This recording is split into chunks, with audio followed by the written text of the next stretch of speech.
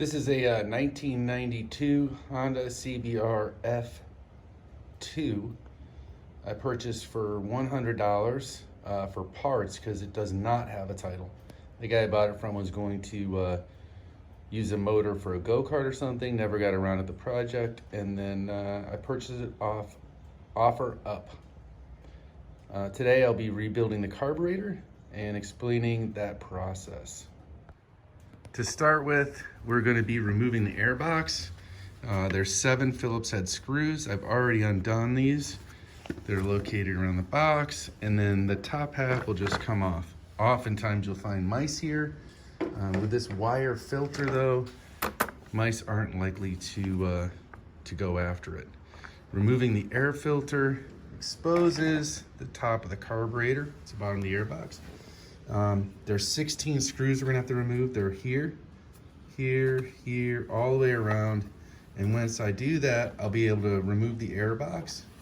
There's an air from the head. There's a exhaust from the head that comes out through the air box here, and we'll have to remove that as well. And I'll show you that in a moment. So I've removed the screws. You can see they're all retained in there with these plastic housings. Also, I noted the throttle cables are on the wrong side of this air box. When they're installed, they should be routed on this side. And this dimple right here should fit right through that metal housing right there. So this air box was installed properly.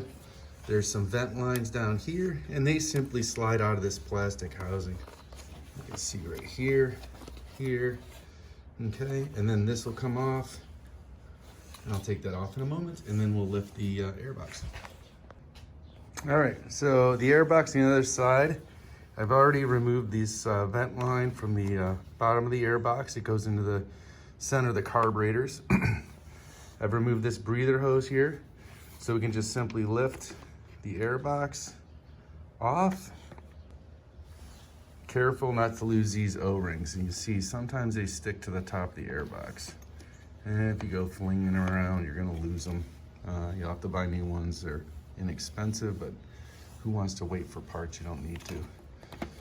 And then I will pull the air box off. And there you go. There's the bottom of the air box. Exposing your carburetors.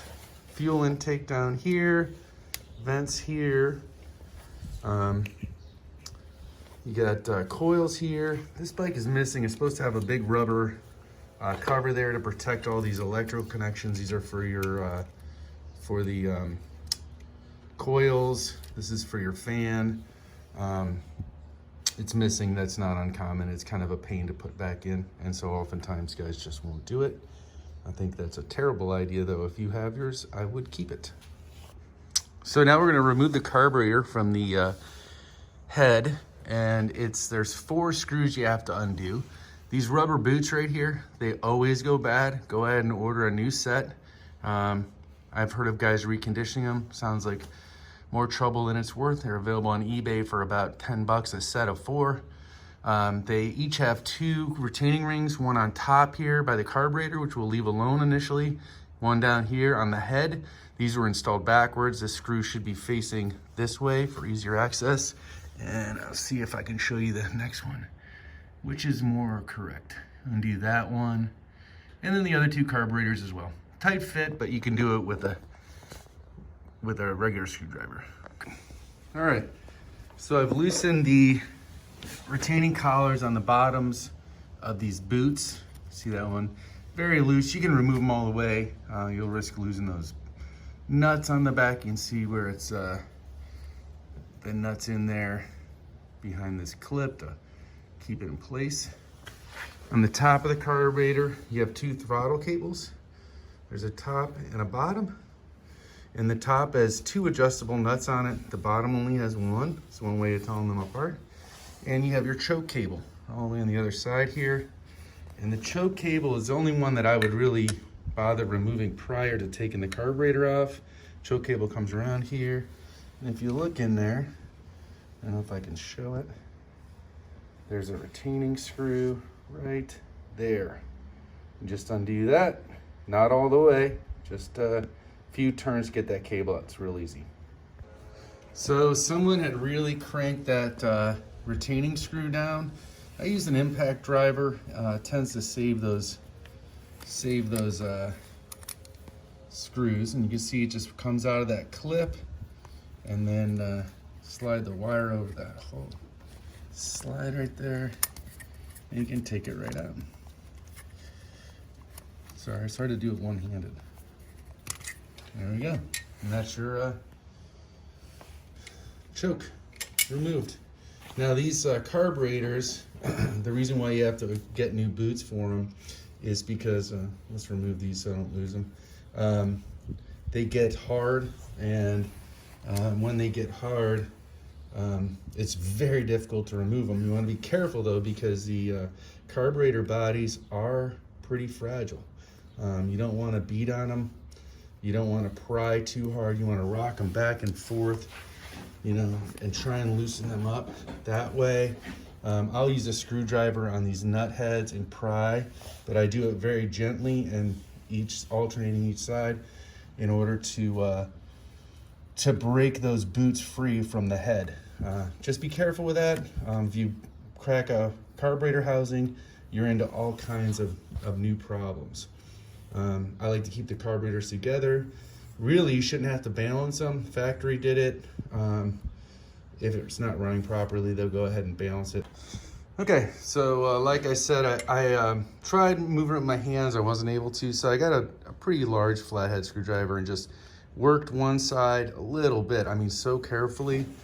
And then the other side until it really got loose, and then I went after it with my hands and broke it free. So we'll go ahead and pull the carburetor bodies out. They'll stay together, and I'll turn them over. One thing I forgot is this is your idle screw. You need to remove it from this clip. It just pops out of here. One-handed again. Yeah, so the idle screw just pops out. Then we can remove the carburetor body from the head, and I'll turn it over real quick, give you a picture of these boots. These are the boots I'm referring to. These are really hard, and you know, like I said, on eBay for 10 bucks, you can get a new set. You don't have to worry about it. And then we'll put these back on the proper way after we remove the throttle cables. Here's the bottom throttle cable. Like I said, it has one 10mm adjustment nut on it. We'll loosen that up, push it out, and then out through here. And then the top throttle cable, like I said, has two adjustable nuts on it, here and here. And then we'll feed it through and pull it out. And then we'll have the carburetors out. All right, so I've already removed the top cable. I have it turned over. Here's the bottom cable. I've released the nut, pushed the cable into the housing, give me some slack. See if I can do this one-handed. See if you see what I'm doing. See that slack in there? And then take my needle nose pliers and grab onto the cable, slide it out. There it is. Now the carburetor is free. Just got to get that cable out, and I don't think it's caught on stuff just like it did. And I'm not going to do this one-handed, but stand by. Okay. So I definitely don't have the right equipment to videotape this appropriately. Here's the carburetor, it's upside down. Here are the boots that I said you need to replace. The connecting collars for the head. There's also a bolt on the carburetor side for the carburetor. So we're gonna take all this hardware off, just unscrew it, we'll set the screws aside, and we're gonna carefully pry these concrete hard boots off. And I'll be back. So I thought I'd take a chance here to show you the intake valves on this bike. This is cylinder number 1. If you get a good view of that, it's nice, clean. Cylinder number 2, also clean. Number 3, less clean, some rust, in particular on that left intake valve. And then cylinder number 4 is just disgusting. So I'm gonna put some penetrating oil in there, try and clean that out a little bit, but that doesn't look great. what I'd say. Okay, so here's the carburetors. I've removed all the clips and the screws, keep them all together. In particular, if you don't know what you're doing, it's your first time doing carburetors, I would zip bag everything and label it, Ziploc. So the boots pried off, they are super hard, absolutely crunchy. Definitely time to replace those. Butterfly valves, all look good, except for number 4, shockingly. There it is, rusty. It's pretty gross. But we'll take it apart. We're gonna leave the butterfly valves in and we'll clean them, see how it works. Removing the idle screw, very simple. It does have a washer and a spring you wanna keep. There it is. You see the spring and the washer. There it is. Set that aside. Again, Ziploc everything. You should, especially if you don't know what you're doing. This guy labeled these, interesting. Okay. What's noteworthy here is this is not correct. This would be 1, 2, 3, 4. So he labeled them absolutely backwards, but whatever works for him. You do need a D socket for the pilot screws. These will have to come out here. If you don't have them, again, 10 bucks on eBay, no problem. Okay, so I removed the pilot screws. On a side note, they're brass and very fragile. So if you put your D-ring adapter on there, or D pilot screw adapter, whatever, it's a Honda thing, on there and it's tight, use some penetrating oil, let it sit. Be very careful removing these.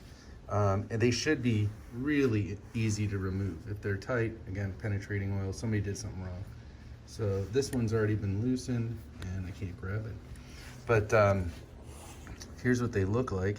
Should be a little needle on the end. These should be cleaned up and reused as long as they look correct. You know, that's the points on the end there. The Honda factory setting for a US model is you tighten it all the way down till it's seated, not tight, but seated, and then you back it off 2 1/8 turn, and that should be good enough to get you going pretty well. And if you want to balance the carburetors, like I said, I'll make another video about that later. All right, so pilot screw, spring, washer, O-ring. I'm going to chem dip all my metal parts. Do not chem dip rubber or plastic. So I'm going to replace the O-ring, so those will go in the trash, but this is the order that they go in. All right, so here's the carburetor from the top again. We're going to remove these vent lines. That's what's on top here, 1, 2, and 3. And you got fuel intake down here, and they just have retaining clips. Get a pair of pliers, pinch them, and then gently pull them off.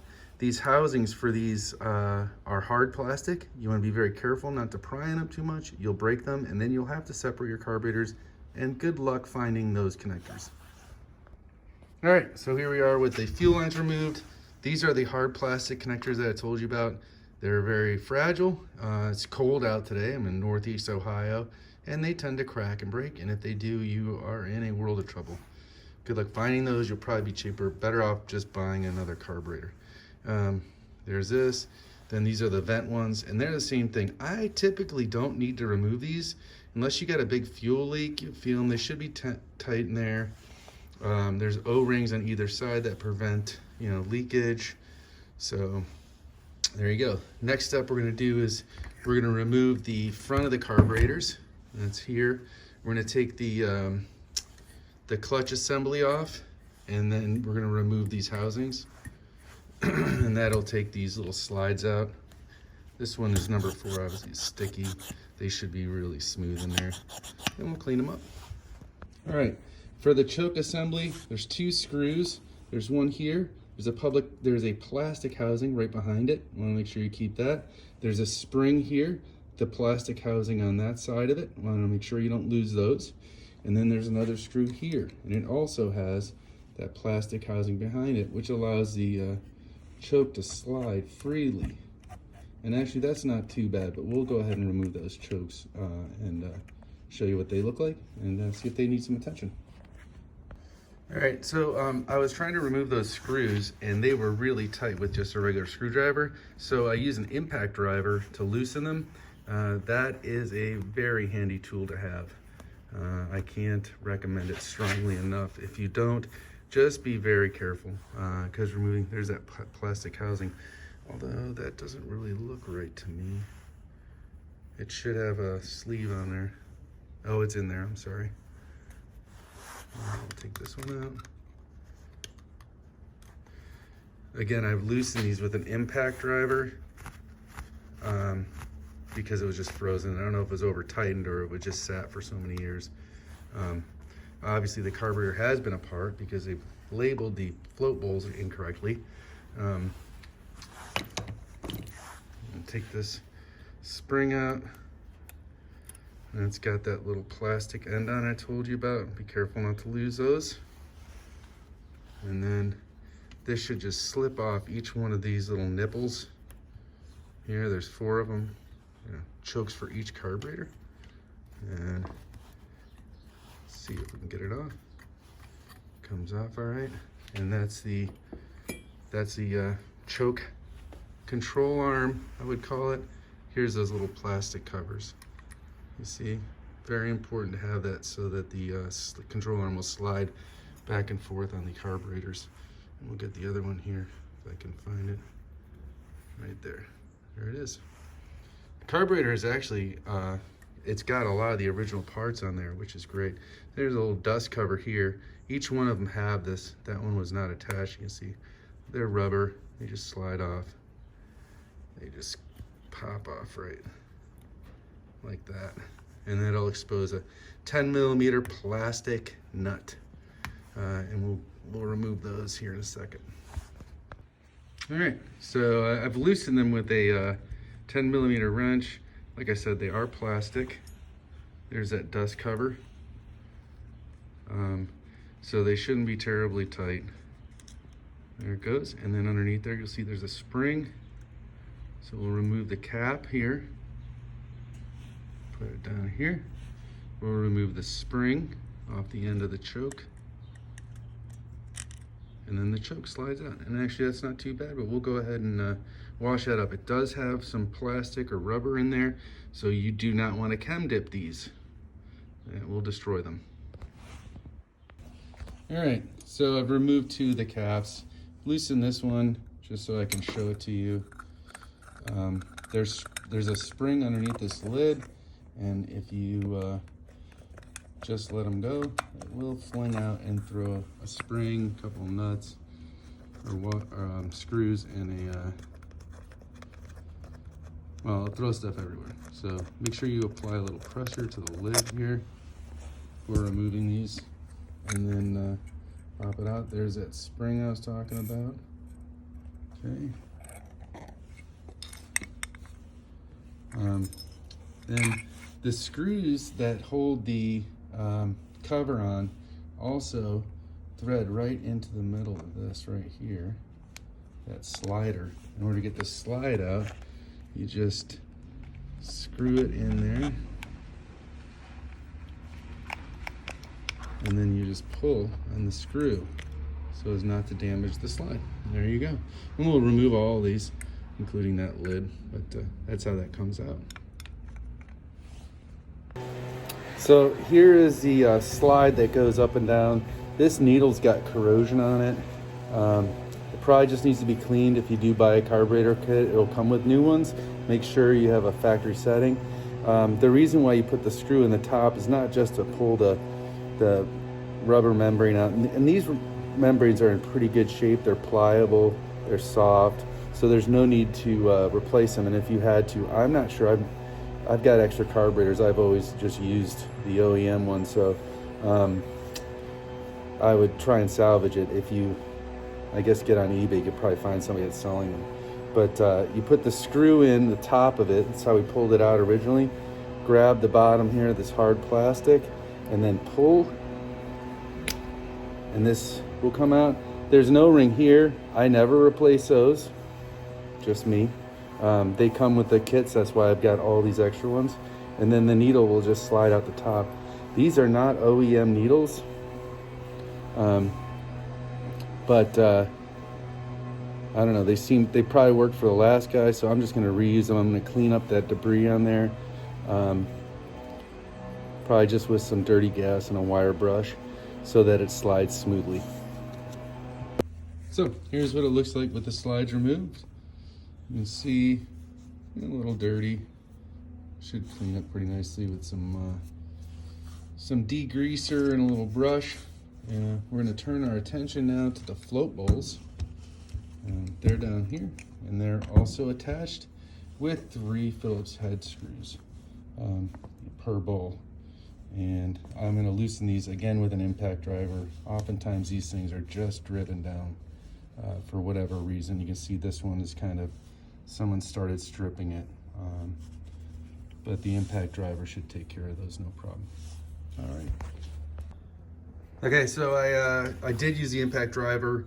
A couple of these were really bad. And I nearly thought I had to Dremel it. I was able to get it though. So if you remove the float bowl and leave it like this, so you don't lose those screws, you don't want to use those again, except for the strip ones. It exposes your float here, which is plastic. Okay, then you have your main jet here, which we'll remove, and I'll show you that in a moment. And then you have your slow jet here, and we'll remove that. And these are brass, so again, be very, very careful. If they're sticking, don't get crazy on it. And I think, if I remember correctly, this is a 8mm or a 6mm nut for that main jet. There's a pin in here. We'll take that out right now to get your float out. Let's see if I can show it to you. This flash is on. Let's see. So I'm gonna put my tool in here. See if I can get that pin to kind of move off. It's not doing it. There it goes. And you can see it just poked out right there. So I'll grab it. Needle nose. Pull the pin out. It's not going to go with the fuel in there. Move that fuel in out of the way. There's the pin right there.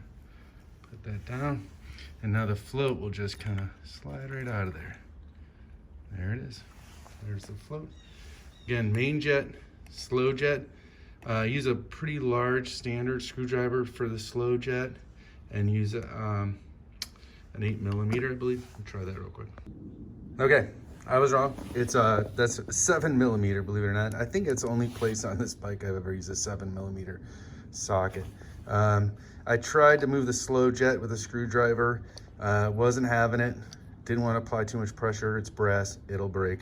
So I'm gonna go ahead and hit it with some penetrating oil. We'll let that soak in. I'll remove the remaining float bowls, floats, pins, and main jets, and see how the other slow jets are. All right, so I forgot to mention, when you pull the float out, then the needle valve comes with it. So I'll show you that. It's right attached to the back here. Typically, these don't even need to be replaced. That is rubber on the end there. And if it's grooved really bad, you should replace it. This one I don't believe is. We'll clean it up and take a look. You cannot dip these either. They are rubber on that end, and that will destroy them.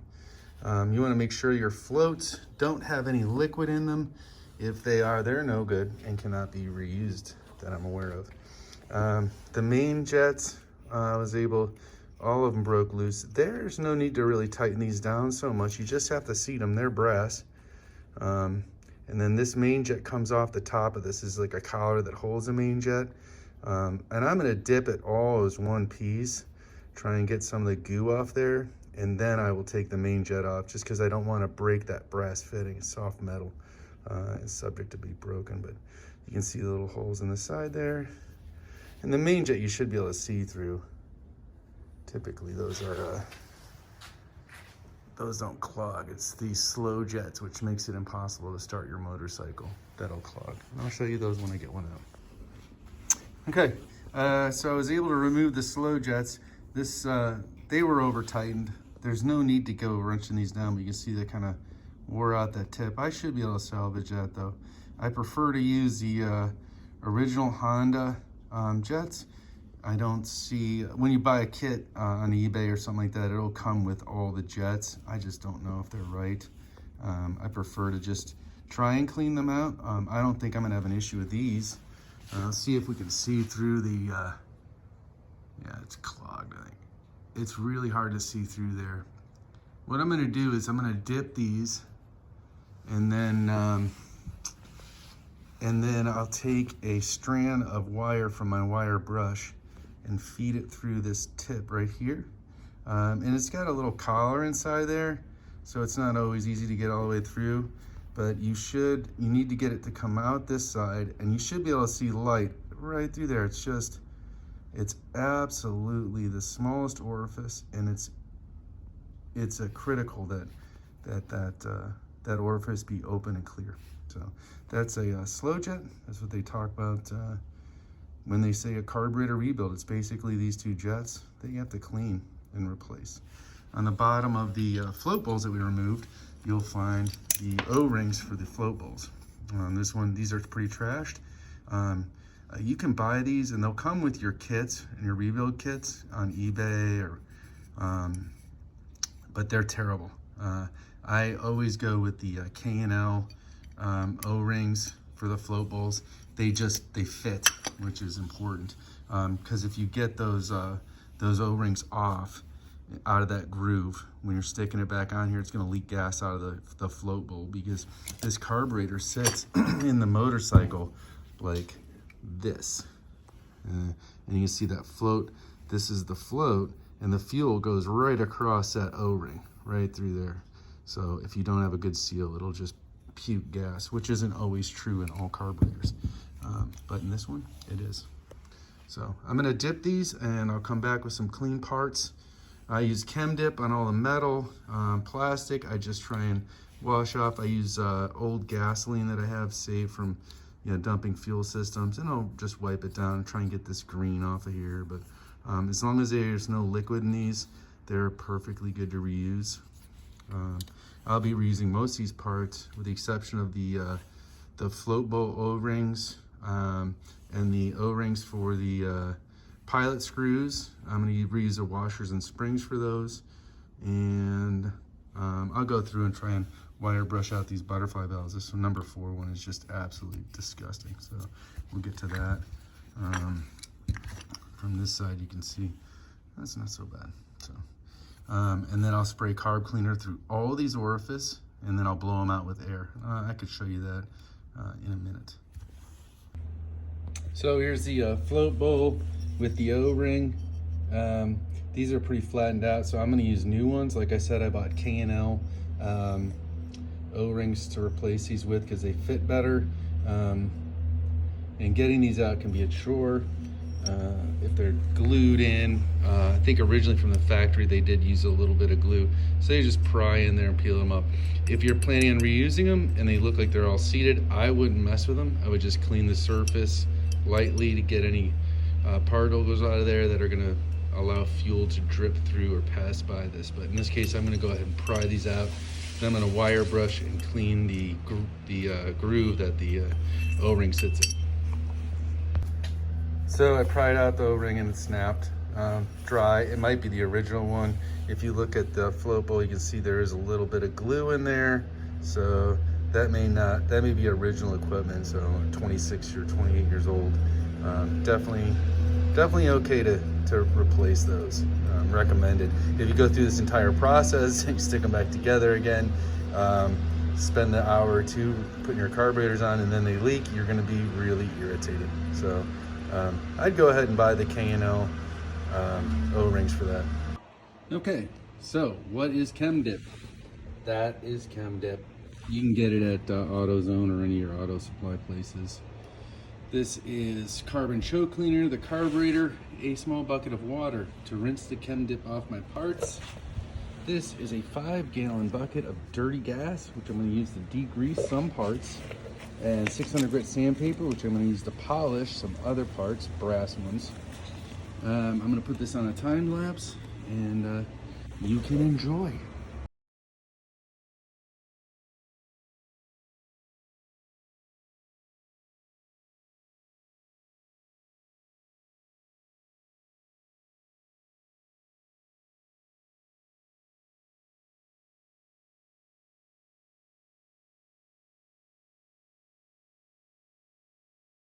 All right, so I wanted to show you this real quick. The slow jets, these little fellas right here, two of them came clean. In other words, I could see light through the end here, and I'm gonna see if I can show you that. This one did not. So the slow jet, I don't know if I'm gonna be able to show you anything on this thing, but if you look through there, you should be able to see a very tiny little speck of light. This one is clogged. It does not show. Now the trick, one that is not clogged, it's gonna look like, see if I can see that. Do you see that little tiny speck of light there? That is a clear slow jet. That's a jet that'll allow you to start your bike. So the way I'm gonna clear that jet is,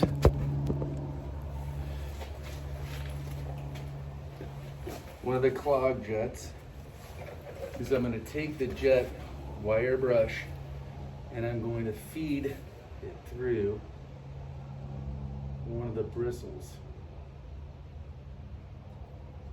Almost like a pipe cleaner. Wiggle it on there until it goes all the way through. And see if you can see this. Super small. So I pick a single bristle out and I stick it on that bristle, and that way. I'm gonna put some carb cleaner on the end of it. Then I'm gonna hit it with some compressed air, force that debris out.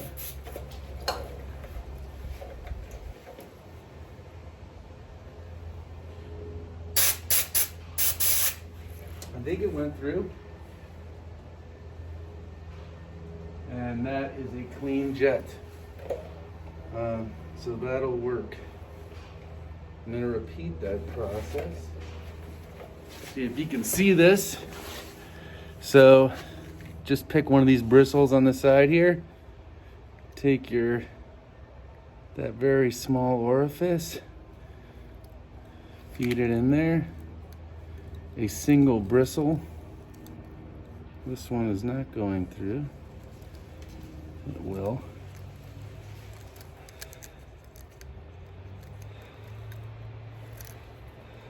It's not going through. So that clog is bad. Or the bristle's bent, and try a different one, a straighter one.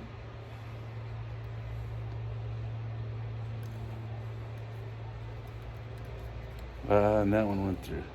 So just kind of twist it around, push that debris through that tiny orifice. A little bit of carb cleaner. Now there's holes on that bottom nipple, the slow jet. You want to pinch them in between your fingers, and then put the compressed air right on the end. And I can see it come out. So I'm pretty sure it's clear, but hold it up to the light, and that one is also clear. I'm going to spray some carb cleaner in the two that were already clear, just to make sure that it's clean. So I got these floats now. I'm gonna clean these off. I'm gonna use old gasoline that I've drained out of some, you can see the greening on there.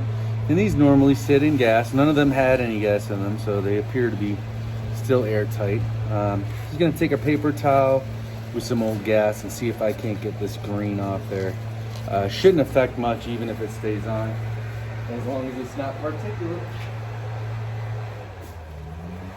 You can see all the green that comes off there. These things don't look clean, but there's nothing that's gonna, flake off of here and stick in your jets. So it should be good enough. You gotta be careful not to bend them. There's no adjustment you can make on these like you can with some other floats. So just make sure they're clean, and don't use anything that's going to potentially damage the plastic, as these are. So it's probably enough. You don't want to watch me do all this. unless you're my mom. Okay, so lastly, I'm gonna wire brush with old gas the carburetor body itself. It's pretty clean. Then I'm going to shoot carburetor cleaner into these orifices, and then I'm going to shoot compressed air through here. I'm going to clean out the chokes with carburetor cleaner and compressed air, and I'm going to try and clean this butterfly out that's gunked up. That number 4 looks disgusting. And then just basically try and clean the whole housing with a wire brush. I'll put that on time lapse because it's incredibly boring. Again, unless you're my mom.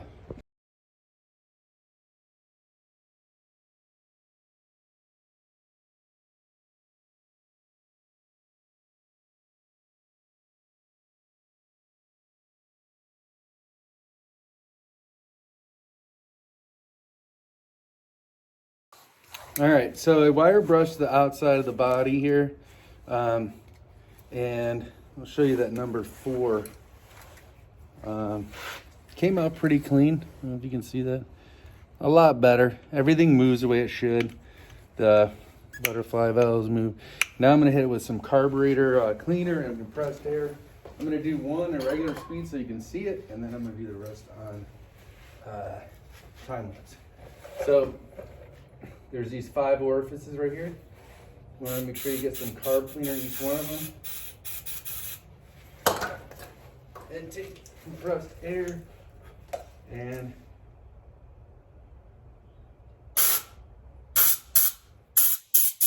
make sure it comes out, other than where the hole that you're putting it on. And you can just see the carb cleaner come spraying out. If it doesn't come out somewhere, or you don't feel somewhere, then it's clogged and you gotta keep going. I suspect these are all gonna be pretty clear though. That one's good. Then go with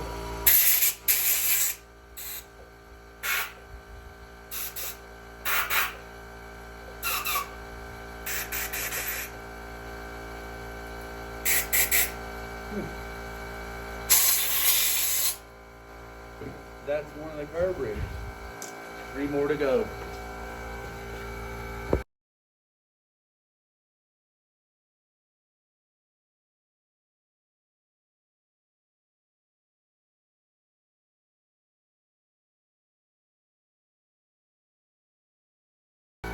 So this is one of those choke needles.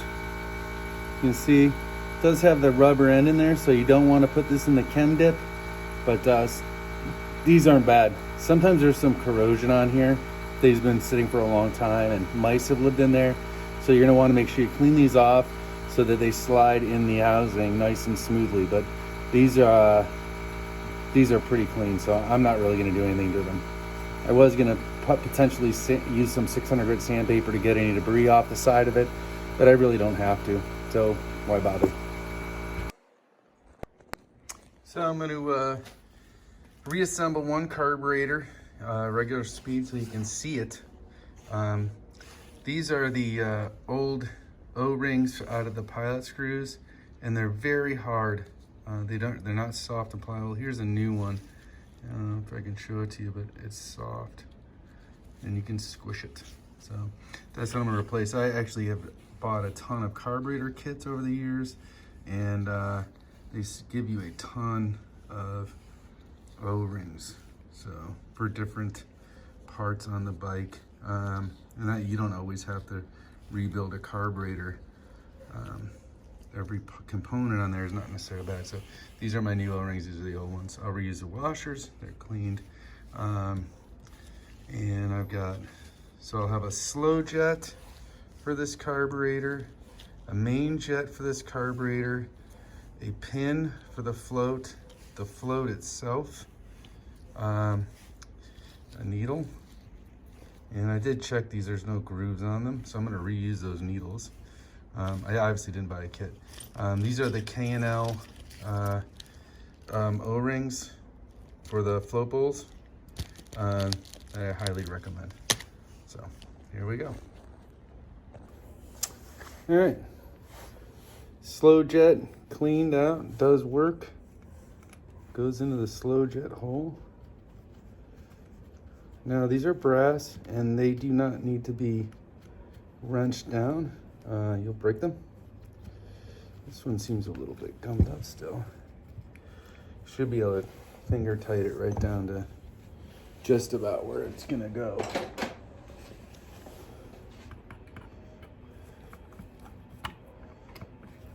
That feels a little too, doesn't feel right. Those look good. Looks clean.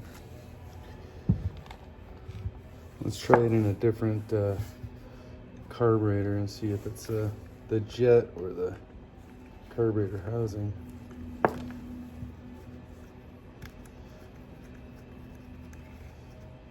Well, that goes in really nice. So let's back it out.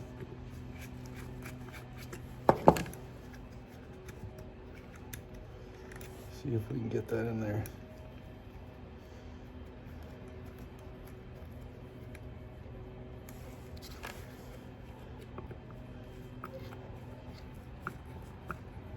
There. So you just put it in until it stops. You don't crank it down. I know a lot of people, well, it seems like a lot of people want to. I never did take the main jets out of these holders, but to be honest, in my experience, another 7 millimeter. Those main jets don't clog; they're just too big. So if you're not rejetting the bike, there's no reason to take them out. That's it. And that's it. Now, a float goes in. You take a needle valve and slide it into this little shoulder here. So it should hold in like that. Carefully drop it into, I should show you where I'm dropping it into. Goes right into this orifice right here. The big one. That's where the needle goes in.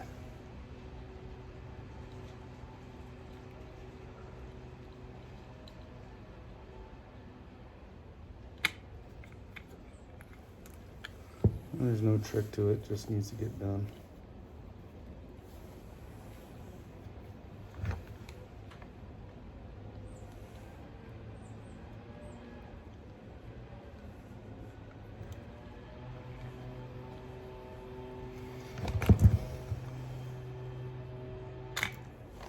Never had so much trouble getting these in, to be honest with you.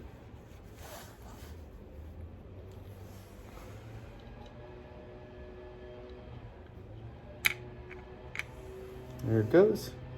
And there's a pin, which I did dip. You don't have to. It's a simple piece. And it just feeds in through here and into the float. Arm on that float.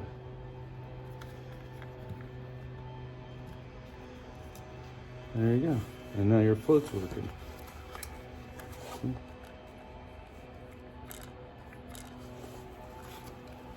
Then we'll put the pilot screw together. So, in this order, you're going to use your new O-rings, and I'm sure you're going to get from your kit. Then you're going to do a washer. They're very small. Stick that in there. And I'm going to make sure that it's in there correctly. It's not.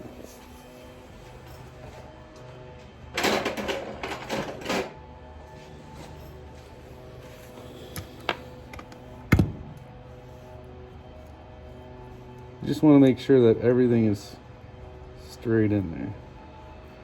This might be magnetized. That's not helpful in this application.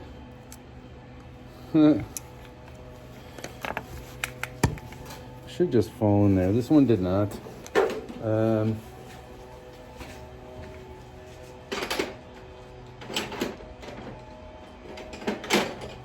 Maybe this screwdriver isn't. I don't know. It might be too big. That's not right. It isn't. It's magnetized anyways. Oh my gosh.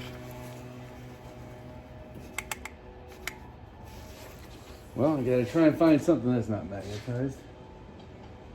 You wanna make sure that the O-ring is seated flat in there.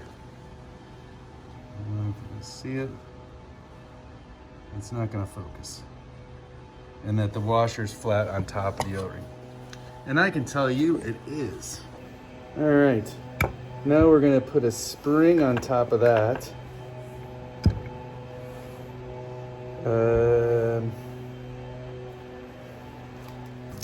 All right, so I found my pilot screw stuff.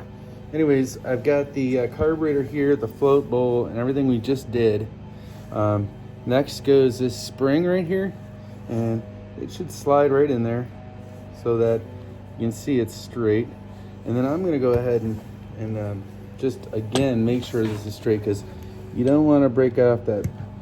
And I looked right down here, I could see the hole right in there for the pilot screw, and you'll see how these are. These are that. Okay, so some of these had some debris on here. I don't know if there was mice living in there, but cleaned up nice. These slides need to be able to move through there. You don't want to use anything too abrasive, it's plastic. So I just wiped them down, got all the goo off there. Here's the needles, they came really nice and clean. So I'm gonna go ahead, there's 3 holes in there. I don't know if you can see that. No. Oh yeah, there you go. There's 3. Make sure it goes in the middle. It's easy to get it in the wrong hole, then it won't slide. Giggity. So there we go, right down the center. And then we can reinsert our plunger, or whatever we call this, with the old O-ring on there. It'll snap in. That one, there it goes. So that's in. And we can take this screw out. And this screw is used to hold on the lid for this unit.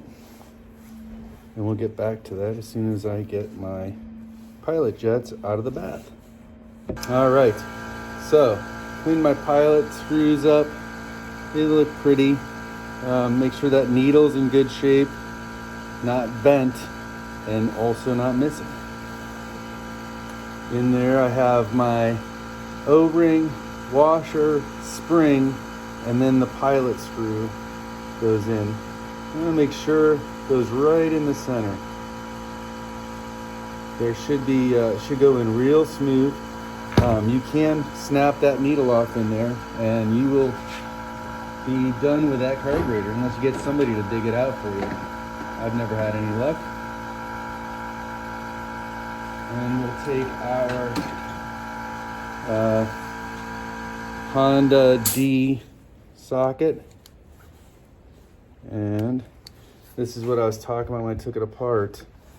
These you seat them so you go all the way in, not too hard. It should be really easy. And I'm concerned I snapped the tip on that one. I did not.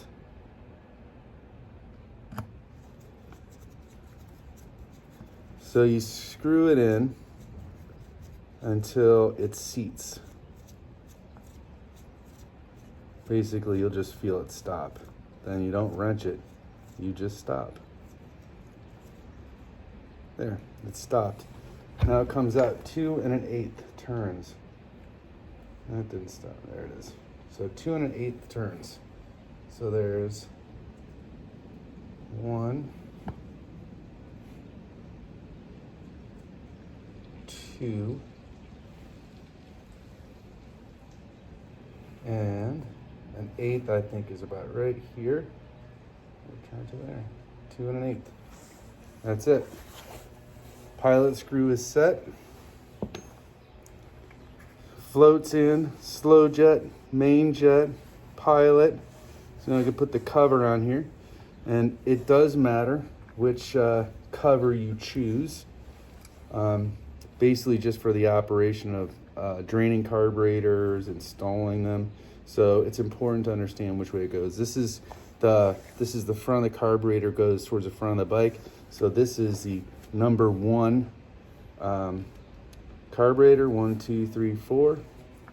And we want a float bowl that'll go on here, and that the drain will fit pointing out, so that you can drain the float bowls if you so choose. And we'll find that one, and we'll put an O-ring in it. Okay, so you can see the float bowls are not exactly the same. This drain points out to the right. This one points out to the left. This carburetor, you want the drains pointing out to the side so that you can access them while they're on the bike. Here's my new K&L O-ring, and I've had wonderful luck with these fitting properly. The ones on eBay that you get in the kit are just a absolute nightmare. But you can see it fits right in that groove. There is no need for glue. If you glue these, I will be mad at you. You'll get over it. And we're gonna reuse our old screws. So I'm gonna turn the carburetor upright.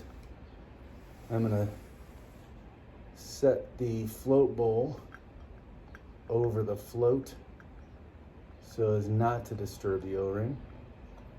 Once I get it on there, I'm gonna kind of wiggle it around, make sure that it's flat. It should be flush all the way around. You should be not pinching. I feel like it's pinching on there somewhere. It's not correct. So I'm gonna slide this back off, reset it, assuming it's not on there.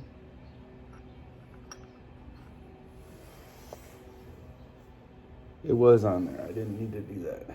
But better safe than sorry, because if you put this on back on your bike and you have to redo this, you're going to be pissed. All right, so I'm holding my pressure with my thumb. Put some screws in here, 3 of them. I'm gonna use my impact driver. Not because I'm gonna impact it, just because it's faster.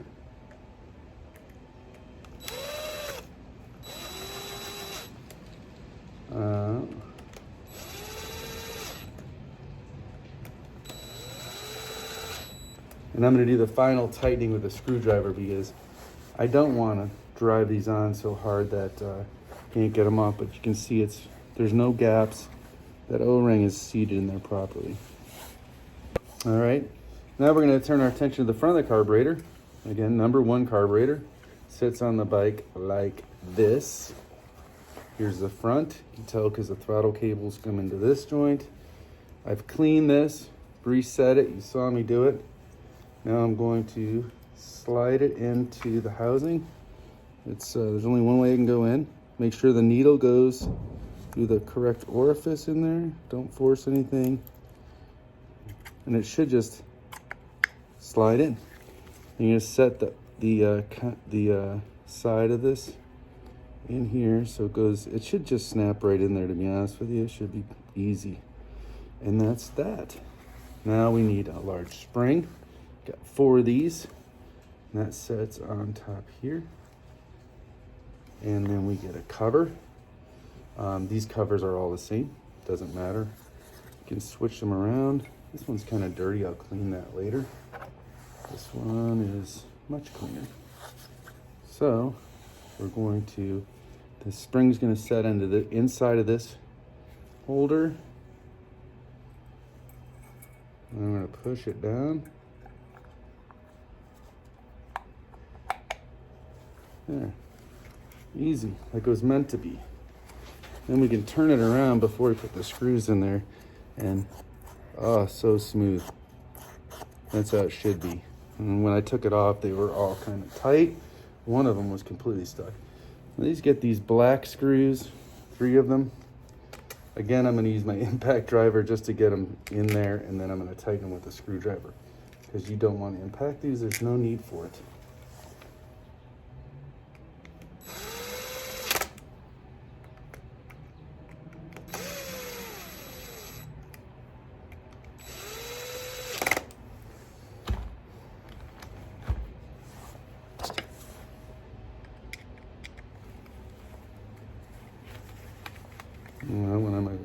snugged up enough. These screws are always stripped because people go nuts on them. There's no need. And that's it.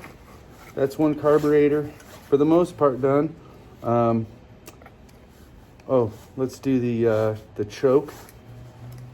So, take our little choke needle and stick it in the hole. Should slide right in. Movement's nice and smooth. And we take a spring. We slide it over there. Then we take this nut with the dust cover still on it. I guess, you know, it doesn't matter. You can leave the dust cover on. It does come off. And you just feed it over that spring, over the top of the choke needle. And then I'm gonna tighten it down my hand. This is a 10mm plastic nut. Doesn't need to be wrenched on there, just snug.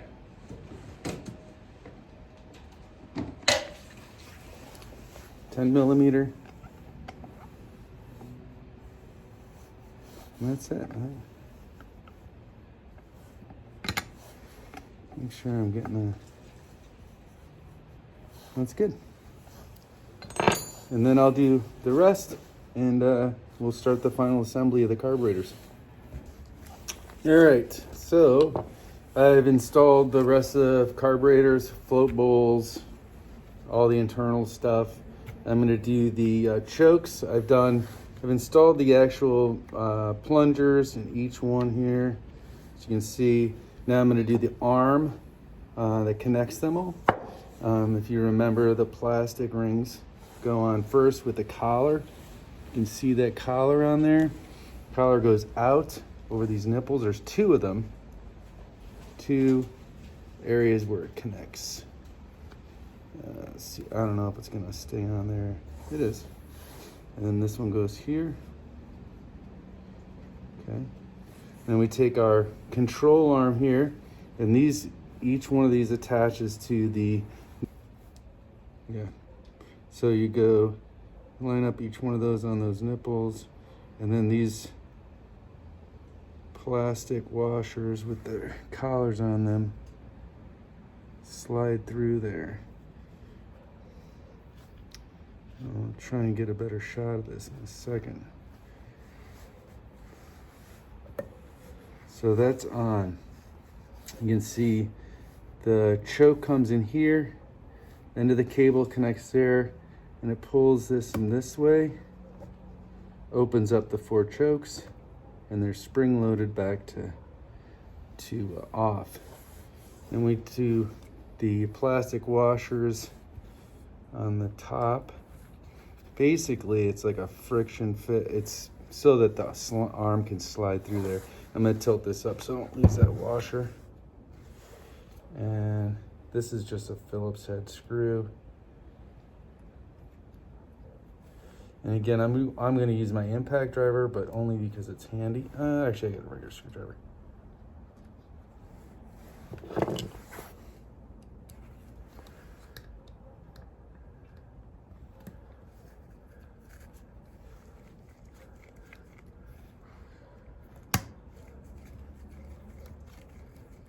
And then just snug.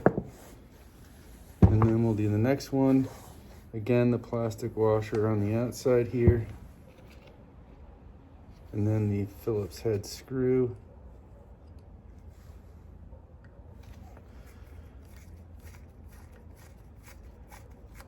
Snug. These bikes don't vibrate a ton, so you shouldn't need to wrench those down. And then you see you got free movement on the choke. And it moves all the chokes. So then we'll put the spring with the plastic cap on the end here. The plastic cap goes over the last choke nipple, like so. And then the spring goes over That little nipple right there. That's the only spring on there from the outside. Kind of not happy about how that's sliding. I feel like it should slide better. I guess that's pretty good. Definitely better than it was. So we got the choke on, all the carburetors on.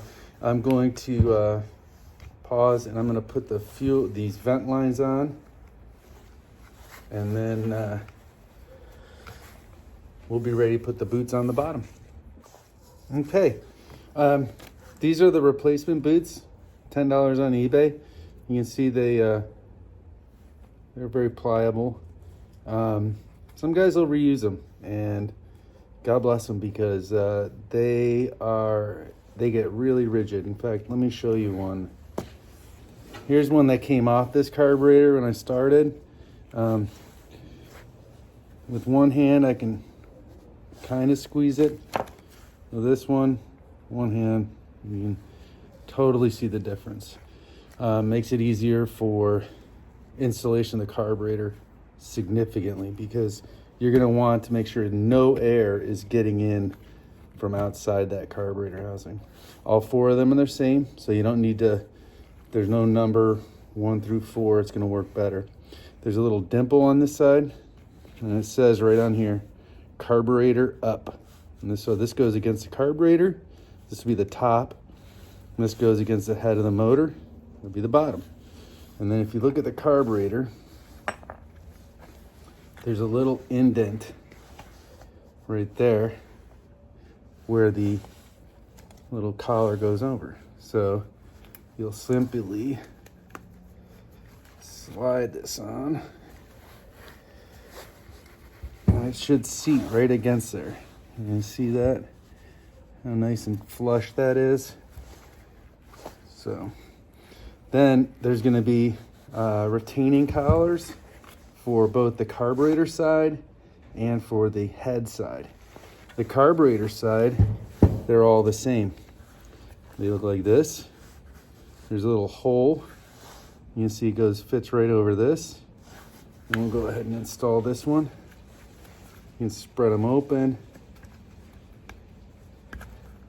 all the way around. You could do it when it's not on there. I don't know if it's any easier, but it fits right through there. And then these are the nuts, screws and nuts that go on there. So, and it's pretty straightforward. You just feed the screw through the side without the little bend on the end here. Like that. Here, I'll show you on this one. So once it's on the carburetor, you stick this screw through here, then you can put this nut on.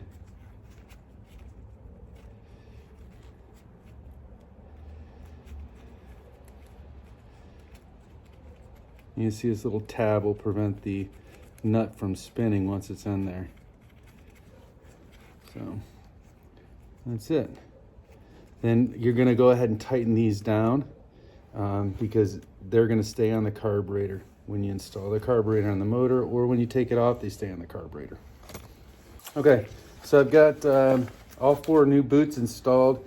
The retaining rings on the carburetor side of the carburetor are installed and tightened. You can see there's no gap inside in between the carburetor and the, where the boot meets the carburetor. The top rings and the boots are all the same, so it doesn't matter which carburetor they go on.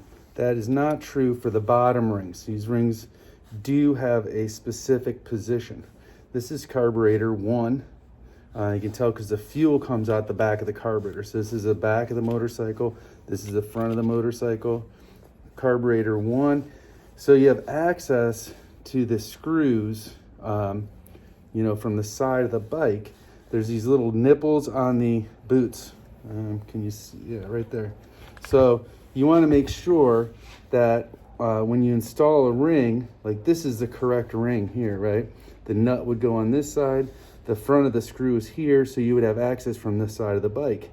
That's also true for this one. That's not true for this one because the idle adjuster will come out here and pass right here, and you will not have access to that. So this, if you put this ring on this boot, you would have a heck of a time trying to tighten this down. So in order to make your life easier, you figure out which one goes there. So here you can see this one. If you put this on, you wouldn't have access to the screw from the outside of the bike. So this one would go here. All right. The forks on here go over the little nipple, and then they just snap in there. Okay. And then just test fit them and make sure that you have them in the right spot. This one's bent. Just trying to unbend it.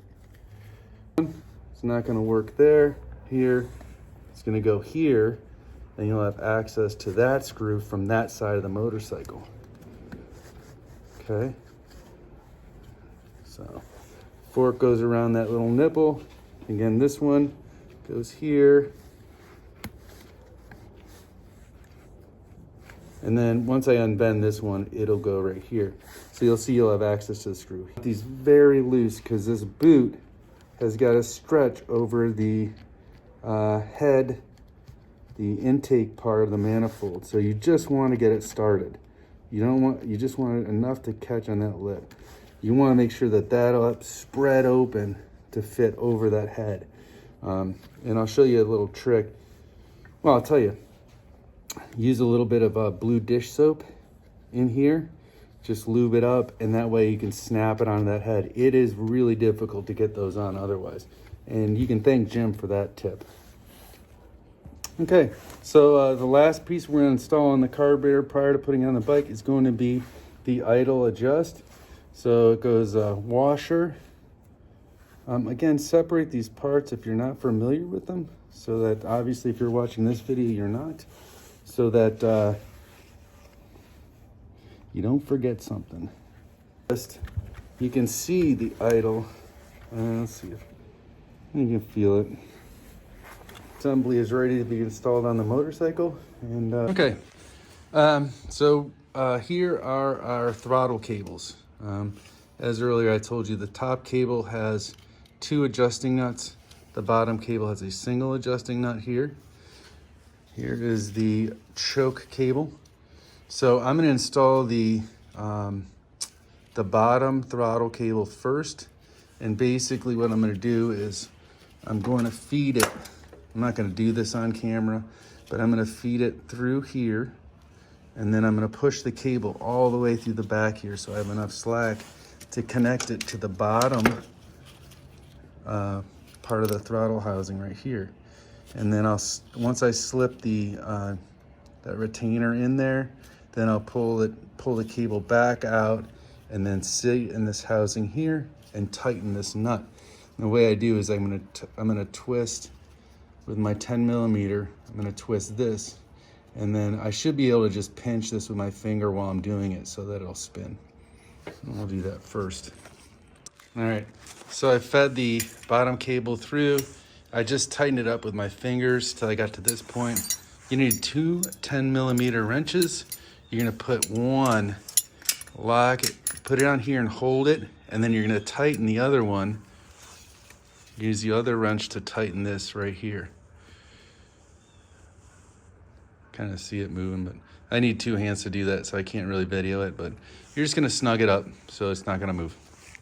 The top one I'm gonna do the same way. I'm gonna take this top cable, I'm gonna slide it through the housing, and I'm gonna give myself plenty of slack, and I can still turn the carburetor over to look at the housing and make sure that I can get it in there.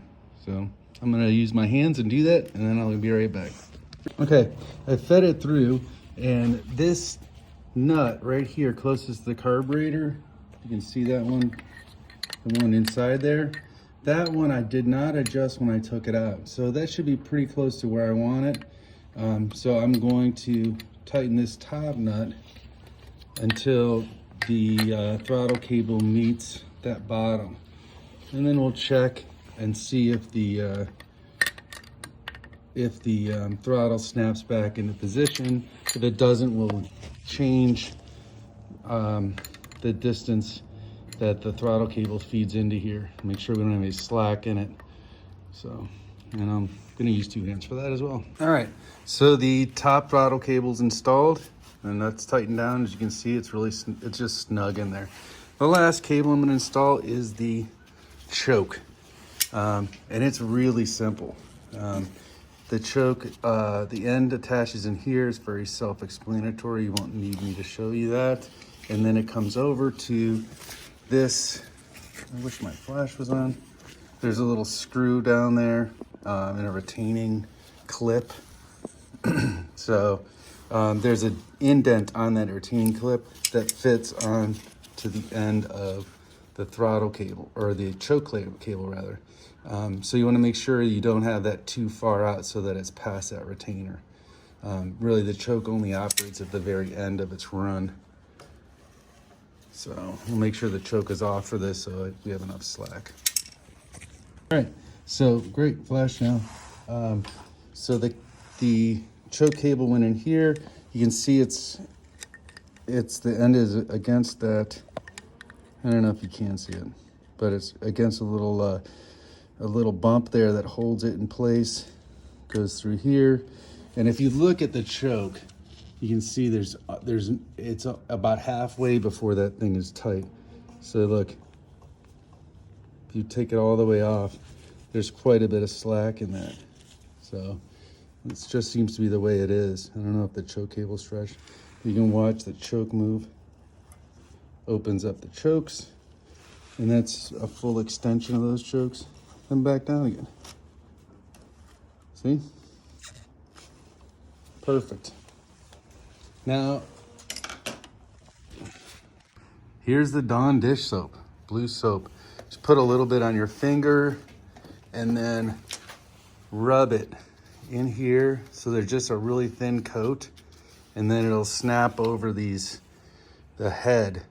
And you want to make sure you get it really flat. And I'll show you some how you can tell if it's in once you got it on. It is a bare, and the soap definitely helps. All right, so I've applied the soap. Again, thank you, Jim, for that little tip. Saved a lot of aggravation. And you can see how the carburetors are gonna slide on there. Get them situated.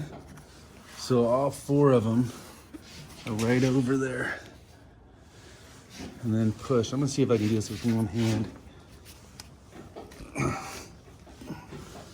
think that one's on.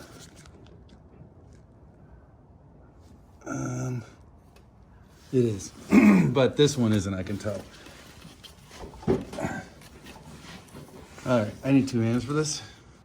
All right, so they snapped on. You can feel them, and you can tell because there's this little bump on the top of the head, and it's flush against the bottom of the mount. Anyways, you can see it's flat there, flat against that one there, and you're gonna have to believe me that the next one is flat as well. So anyways, and then we're gonna tighten these screws. This one, see how nice that is, face the right way, and then we're gonna go from the other side and do that one and that one. All right, so I've connected an auxiliary gas tank to it, installed a battery, check for leaks. Once I turn my fuel on, you would see if I had done one of those float bowls wrong, you'd see gas dripping out of there. There isn't any. There was no key because this bike was $100, so I cut the wires in the back and just spliced them together. And